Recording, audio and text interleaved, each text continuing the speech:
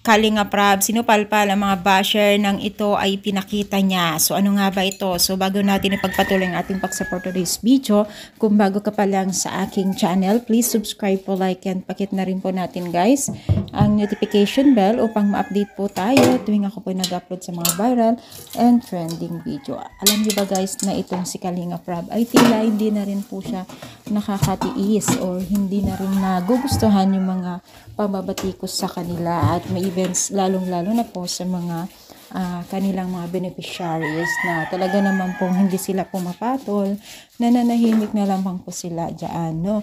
Pero syempre, as pakita naman nila yung kanilang side, talagang karapatan naman nila.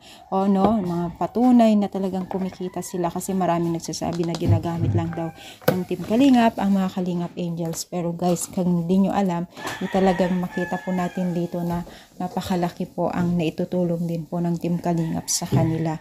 So you can see naman dito, diba, na itong si Kalinga Prab ay inanunsyo niya na yun pa lang ay, ito pa lang ay ipon pa lang nila, commission pa lang nila Jomar at Carla, no? Kasi ang dami talaga nagsasabi at hindi magaganda kila Kalinga Prab at sa mga beneficiaries niya, no?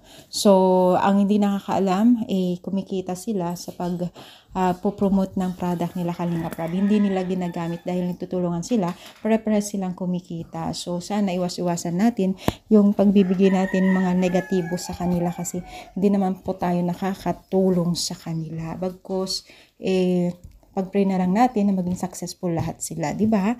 So, sana iwasan natin, no? So, syempre, may mga nagagalit din na taga-supporters sa mga basher. Ano masasabi ninyo? I-comment down.